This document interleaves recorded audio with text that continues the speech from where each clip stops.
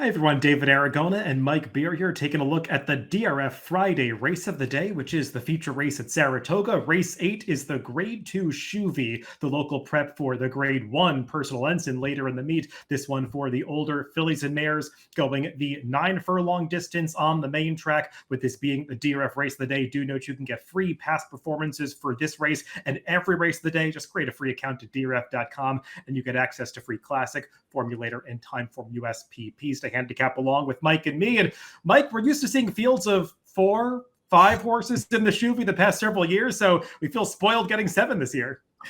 Yeah, I guess you can't complain about the field size. Even with a few additional horses stepping into the gate, David, Raging Sea won this race last year. She's going to be really, really tough once again because it kind of feels like her best race just might be a little bit too good for some of these horses. Yeah, she was the winner of the Personal Ensign last year, using this race as a prep for that. She swept them both and looking to pull off the same feat this year, and I pegged her as a heavy favorite on the morning line to do so. To get a sense of where Raging Sea might be placed in the early stages of this race, let's take a look at the Timeform US Pace Projector, because, Mike, we know Raging Sea's running style. She likes to sit back in the early stages, grind down her rivals at the end, and run past everybody, and she should get a decent pace to close into here if this race holds together. Yeah, I mean, I think it's important to note about Raging Sea, David. Yeah, her major win last year, the Personal Ensign, she came from the clouds into a really fast pace. But there are plenty of races on her card where, the pace doesn't necessarily develop in front of her. And she's not that badly compromised by it. I would take the Breeders' Cup Distaff last year as a pretty good example of that. They weren't going to go fast. They put her right up on the pace with Torpedo Anna. She couldn't get by that horse in the stretch, but they just put her right up close and she ran fine that way. Yeah, even in the Shuvee last year when she won, she was only a couple lengths off a much slower pace and was able to get there at the end. But, I mean, there is speed in this field. The number 6 Dazzling Move, she flaunted her speed when she finished second in the Ogden Phipps last time. Malibu Beauty is a horse that likes to go forward from the start and has tried to get to the lead in most of her races, so she could be a real thorn in the side of Dazzling Move. We'll be interested to see if those two hook up on the front end. Let's go through this field from the rail out, beginning with the number 1, Sid Amara. And Mike, this is a horse that showed promise early in her career. She won 2 of her first 3 starts, looked like a runner that was bound to make an impact in graded stakes later in her 3-year-old season. It didn't quite work out. I mean, she lost the Delaware Oaks at a very short price, was very disappointing in the Cotillion at the end of last year, came back off the layoff in the Obeah last time, and maybe she needed the race, but she didn't do much running in the stretch. Pretty disappointing, even if you feel like she wasn't 100% fit for that first start back this year. I think you probably wanted to see her do a little bit more running than that, David. I mean, she just didn't really do anything, and now Mott's going to go with an equipment change here, I guess, just to see if he can wake her up a little bit. I'm with you. I felt like her first few starts pointed her out as a filly with some potential. She's been really, really, really disappointing since then. Probably a good sign that they're going to come right back in this race. Yeah, she could do better second off the layoff. And if this pace comes apart at all, she is one of the closers in this field that could take advantage. The number 2, Gunsong, is another horse that's trying to get back to some better form from her 3-year-old season, because she got really good in the second half of that year, 2024, where she ran Torpedo Anna to a neck decision in the Cotillion, came back in the Mother Goose with another game effort. But Mike, since she's returned from a layoff as a 4-year-old, she just hasn't quite attained that same level of performance, and thought she'd run better in the Ruffian, failed to take a step forward in that race. And last time in the Obeah, I mean, she chased around the winner, but never looked like a serious threat. Yeah, that was my problem with her last race too. I mean, I don't know that I loved that they just sort of conceded the lead in the Obeah last time, because this horse broke fine and she probably could have had the lead herself, but Johnny V didn't want it. He conceded it to the eventual winner there, but after that, they just could never make a race of it. I'm not sure what was going on there. I didn't like her return. I didn't like her last race either. And, even when you start digging into her 3-year-old form, her 3-year form was good. I'm not knocking it, but she just got a bunch of good trips, had races that she certainly could have won if she was good enough, and she just wasn't good enough.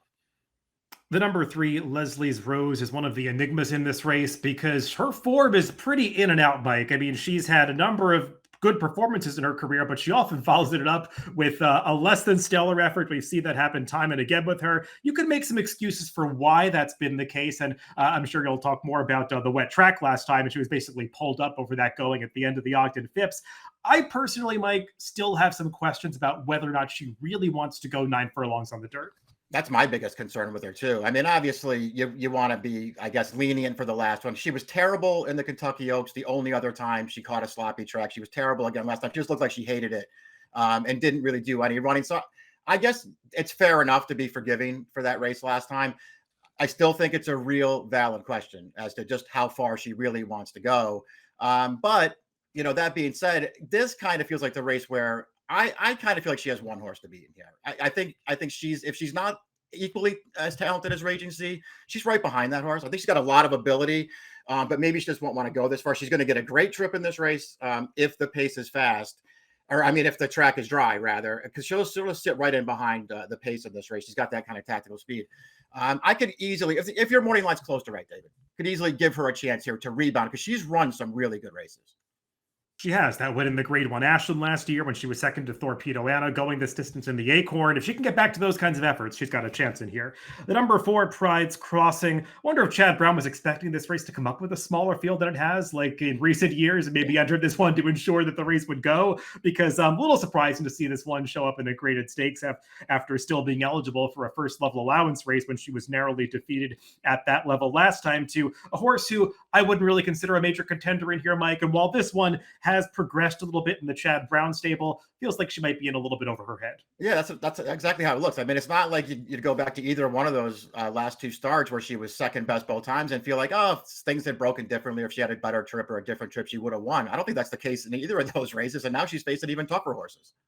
I will say she's training really well into this. She was the workmate of Raging Sea last time, and she more than held her own in company with that workmate. And speaking of Raging Sea, she's up next. And Mike, she's just the horse to beat in this race. She's been very consistent over the past couple of seasons. She typically puts in that late run. She can be a little pace dependent at times, but I think your point earlier is well taken that, when the paces do slow down, they can put her a little bit closer early. And last time out in the Ogden Phipps, I mean, we talked about that track not working for Leslie's Rose.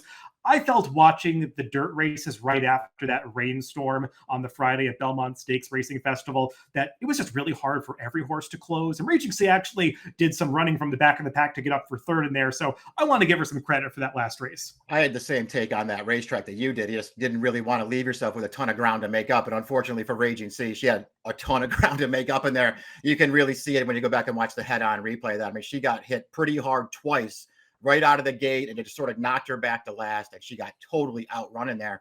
I actually felt like she ran really well last time to be as close as she was at the end.